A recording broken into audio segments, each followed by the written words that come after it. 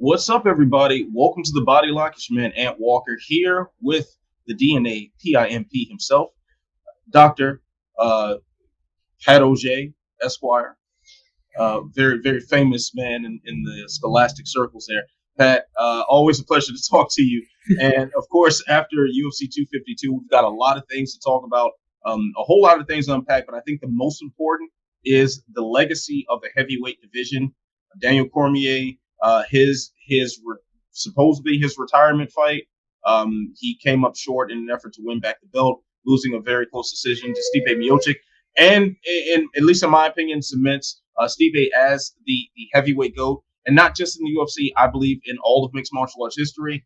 So, Pat, where do you weigh on this? Where do you rank Stipe among the all-time heavyweights? So for me, I mean, it's either he's the GOAT or he's right up there with the only other person I can really put on the same level as him at this point is Fedor Emelianenko for that legendary run in Pride. But ultimately, it's super hard to discount Stipe's career up to this point. He's not done yet. He's going to keep fighting. Who knows where that takes him. But he, at this point, if you look at his resume, he's gone through a who's who of heavyweight fighters. A lot of them still in their prime. DC twice is a huge one for me too, because of the legacy of DC, which we'll get into here. But there's no doubt that Stipe is in the GOAT conversation, and it's between him and Fedor, maybe. Otherwise, like you said, he's clearly the heavyweight GOAT. And again, he's still got. I think he's still got 2 or 3 years left in him, especially the way he was talking in the post-fight press conference. So we'll see what he can do with the rest of his career, because it's not over yet. All right, Pat. So let's just make a quick rundown over some of Stipe's more impressive accomplishments in the heavyweight division. So, of course, we have the Daniel Cormier win from Saturday. Of course, the previous win against Cormier, a finish in the fourth round, I believe it was, the UFC 241. In fact, one of the more impressive comeback victories in recent memory. We've got him absolutely sleeping Junior Dos Santos early in their rematch, avenging one of his previous losses. We've got him icing Alistair Overeem in Cleveland for his first title defense, and actually bringing championship spirit back to a city that had been long starved of any success sports-wise. We've got him stopping Fabricio Verdum, another one of the potential great heavyweights of all time, preceded by a victory that stopped the surging momentum of Andrei Arlovski during his improbable career comeback. Totally dominating Mark Hunt. I mean, the list goes on and on. And the only victory that I would put any sort of asterisk next to would be against Fabio Maldonado in what was a very strange, ill-fated late notice replacement bout for, I believe it was a UFC Fight Night. I think it was the Ultimate Fighter finale. All right, so let's go ahead and also compare the resume of Fedor Emelianenko, another person who could very easily be considered the greatest of all time at heavyweight. Definitely saw a lot of people whose opinions I respect in this sport, saying that Fedor was still the GOAT after the results of Saturday night. But let's go ahead and run down a little bit of his resume. So getting back to his heyday in Pride, notable wins over Heath Herring.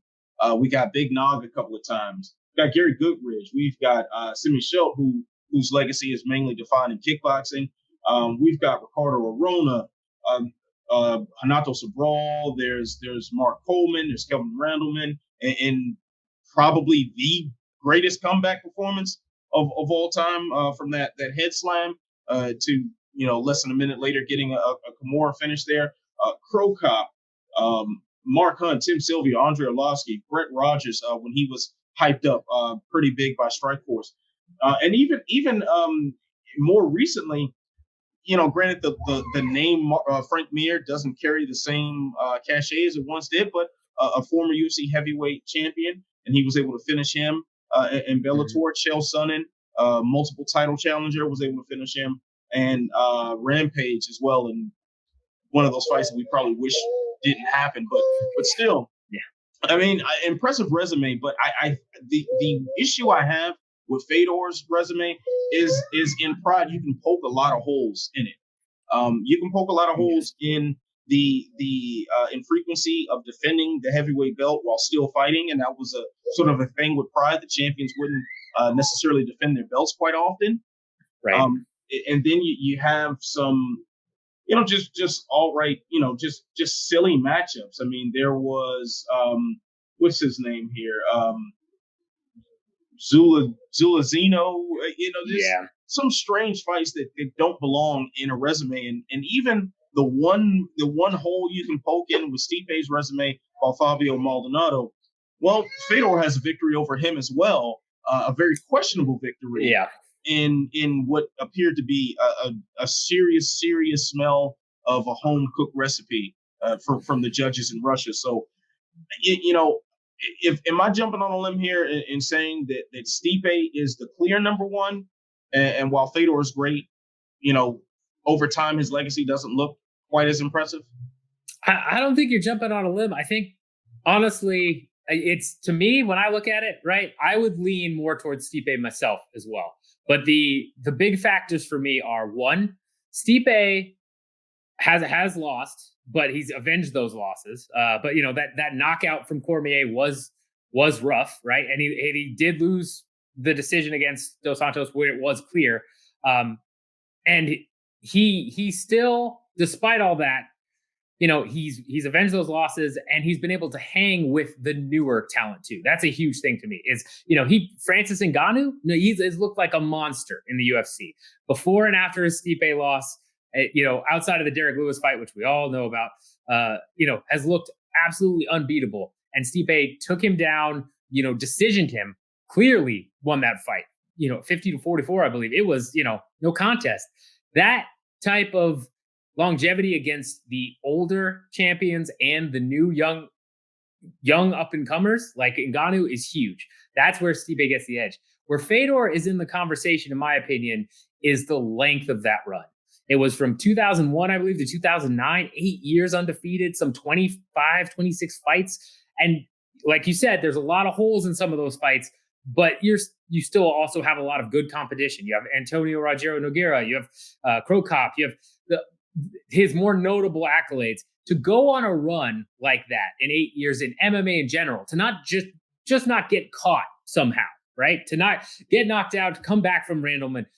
That type of run is unprecedented in the sport. It's very hard to go back and look at a fighter who has done that type of run against, again, notable names, not just all cans, which some of them were cans. So that's how it is in Pride. And that to me is, because there wasn't as much heavyweight competition, because it was kind of, MMA's evolving point, it's hard to say. I wish we could have had a time machine and you could do Fedor versus Stipe in their prime. I think that would be the greatest heavyweight fight of all time. I think that would settle it. It'd be done. But the fact of the matter is they're kind of two different generations too. So there's some overlap. I lean Stipe, but that crazy 8-year run is so hard to discount in this sport that he just didn't even get clipped, that he survived Randleman Slam. And it's bonkers to me, especially when he fought some of the people he did. So I get the argument. Again, I'm with you that I would go more Stipe, but to me, it's going to be a conversation you go back to of the two different generations, of who's the greatest heavyweight of all time. You're going to have a camp that says Fedor. You're going to have a camp that says Stipe, and that's going to be that. It's always going to be up for debate. Yeah, I think that's a fair thing to say there. I mean, we can look to boxing and see the same sort of debate. I mean, Ali or Mike Tyson, like you hear this conversation a lot, and people now injecting Tyson Fury into the mix. There's a legacy of great heavyweight prize fighting, and kind of hard to tell over different eras who is truly the best. But I will say that Stipe was not fighting Hung Man Choi in his 30th fight. So just want to throw that out. True. That's a good point. That's a good point. So let's look at the flip side of that coin there, because Daniel Cormier, someone who very easily with a win Saturday night could have taken that GOAT moniker for himself. Now he came up short and most likely is going to retire. A severe eye injury also resulting from a very interesting exchange of eye pokes throughout this trilogy, but between the two. But so Pat, where would you put Daniel Cormier on the list of great heavyweights? So I think the tragedy of Daniel Cormier is his career is going to be overshadowed by those losses to Stipe and John Jones, because outside of that, the man was a monster at both weight classes. And I would put him right up there. I can't put him on the same level as Stipe and Fedor, but I would put him in a Mount Rushmore of heavyweights situation, in my opinion. He was undefeated at heavyweight for a long time. He dropped down to light heavyweight because of his friendship with Cain Velasquez. Who knows what happens if Cain either doesn't fight in the UFC or says, no, I want you to stay at heavyweight and we'll just work it out. We'll be in the same camp. We'll try and make that work. If DC never goes to light heavyweight, what does that look like? Because again, at that point, he would have been arguably fighting in the title conversation, after Cain got hurt. That's a whole nother realm of possibilities of what would the heavyweight picture and title picture look like had if DC had moved up earlier. And because of that, especially the way he fought Stipe, the way he's ragdolled other heavyweights, his Strike Force run as an alternate, I believe, where he came into that tournament as an alternate and then just you have to consider him one of the best. He's got a similar resume in a lot of ways to Stipe. He has a win over Stipe. You can't discount him. I wish we would have gotten DC versus Ngannou. I think that would have been a super fun fight.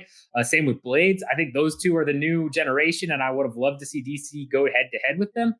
But again, he spent most of his career at light heavyweight and made the move late. So it's a tragedy because a lot of people are going to overlook him and say, "Oh, you can't put him in that conversation. He's good, but he's not a top 5." I think he's absolutely a top 5 heavyweight contender. I think he's up there for light heavyweight as well. I think he's a man that will be able to say in 2 weight classes he deserves to be on the Mount Rushmore in some form or opinion. So that's my 2 cents on it. But yeah, it's heartbreaking to not go out on that win, but at the same time, he's one of the best and you can't discount him. Yeah, I think anybody who denies Daniel Cormier as an all-time great fighter, be it overall heavyweight or light heavyweight, it's just plain out stupid. Like there's something wrong with you cognitively if you can't put that together. Daniel Cormier, I think, also deserves a lot of credit at heavyweight simply for being the bridge between one era to the next. And now we don't talk enough about that Pride Heavyweight Grand Prix that he ended up winning after coming in as an alternative. Not just that it was his star-making performances, the way he outstruck Jeff Munson to then go ahead and floor Bigfoot Silva, a former Elite XC champion who had just gotten finished running through Fedor, and then to ragdoll Josh Barnett in a very, very entertaining decision win. Beyond that, the Grand Prix format was such a holdover from the Pride era. And keep in mind, still at this time, Strikeforce arguably had the better set of heavyweights compared to the UFC at the time. Yes, the UFC had Cain Velasquez, had Brock Lesnar, it had Frank Mir, and Roy Nelson, a few other notable names. But you had Alistair Overeem, you had Fedor Emelianenko, you had Bigfoot Silva, you had Josh Barnett. You had a lot of great talent there, and a lot of that great talent actually came over from Pride initially. So to have the Grand Prix format, to have names like Fedor, like Alistair Overeem in that tournament, and Daniel Cormier to emerge as the winner, and then to take that success and parlay it into continued heavyweight success at the UFC until he decided to drop down. I think it says a lot for his legacy. That it's someone who was able to bridge the gap and compete with the best heavyweights, bar none, throughout his career without any sort of exceptions, without any sort of asterisks next to it, like you can put with other heavyweights like a Tim Sylvia, like an Andrei Arlovsky, and even like Fedor, considering some of the freak show matches that he took in Pride. So there is a certain level of legitimacy to his resume that isn't exactly translated over to other heavyweight greats. I feel for Cormier. So, but here's a little wrinkle I want to throw into this argument here. It is very difficult to separate what Cormier did as a heavyweight from what he did as a light heavyweight, and that too is a great run, placing him, in my opinion, as the second greatest light heavyweight of all time. And while there is, I'm sure for a man as deeply competitive as he is, a lot of frustration in perpetually being the second place guy, to be, if you would be the greatest if so-and-so didn't exist, sort of thing.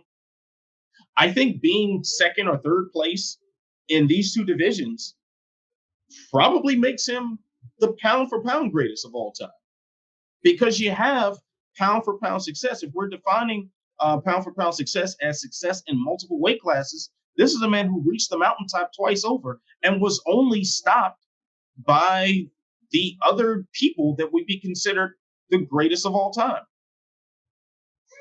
Yeah, no, I'm with you there. In terms of, if that's how you're defining pound for pound greatest, I would agree. I mean, you can look at McGregor, you can look at some of these other 2-weight champions, but I mean, DC has only lost to, again, arguably the heavyweight GOAT and the light heavyweight GOAT. That's it. Other than that, he has pretty much defeated everyone else with ease. There were some close situations. I mean, there's the Gustafsson fight. That was a closer decision. But even then, I think it was pretty clear, unanimous for most eyes, that DC still won that fight. He has gone through the ringer with the best of them and mostly come out unscathed. It's really just the GOATs where he struggled. And yeah, like you said, it is heartbreaking for him to be that number 2 in 2 weight divisions, but it's number 2 behind 2 GOATs. And when you're looking at his legacy, that's something that Stipe can't do. I don't know that Stipe could cut to 205 and compete with Jones. I don't know how he would fare against, Gustafsson now, maybe because he's had some struggles, but a prime Alexander Gustafsson to cut down to 205 and try to do that. I don't know that Stipe could do that, and it might just be a body thing, but either way, like that right there, the fact that he was able to compete so highly in 2 weight classes definitely puts him in the pound for pound top in my mind. Can that change? Sure. You can have people move to other weight classes. If Khabib goes up to welterweight and ragdolls Usman or something, well, now we're talking a whole different level. But, it's you will never be able to talk about heavyweight, light heavyweight, or the pound for pound conversation without mentioning Daniel Cormier in that Mount Rushmore. It's just not possible. And if you do, well, then sorry, I got to strongly disagree with you, because there is no way, after everything he did in his career, that he doesn't belong up there. Absolutely. And I think it's also notable to point out that champ status, something that, quite frankly, I know we're sick of talking about, because that became the buzzword of the last several years. But he is the first person in UFC history to defend titles in both weight classes. Mm-hmm. Granted, he didn't do that as simultaneous champion, but he did it. And that's something that BJ Penn, Randy Couture cannot say. Right. So there's that. But then can Randy Couture say that? I don't think so. Gotta check. I don't believe so. I'm not 100%. I think Nunes is the only one that can say that, right? Cejudo as well. He defended flyweight against Dillashaw, defended bantamweight, against Cruz. So he's got. Oh yeah, he did. Yeah. No, but he vacated it too, just like DC had. Yeah, he vacated. Yeah, he vacated, but as far as nobody is a simultaneous champ except Nunes. She's the only one that's yeah. And McGregor just didn't. So yeah. He said, "The hell with this! I'm gonna put on them boxing gloves." All right. Okay. Yeah, make $100 million. Yeah. All right. Yeah. Well, who needs legacy? Yeah.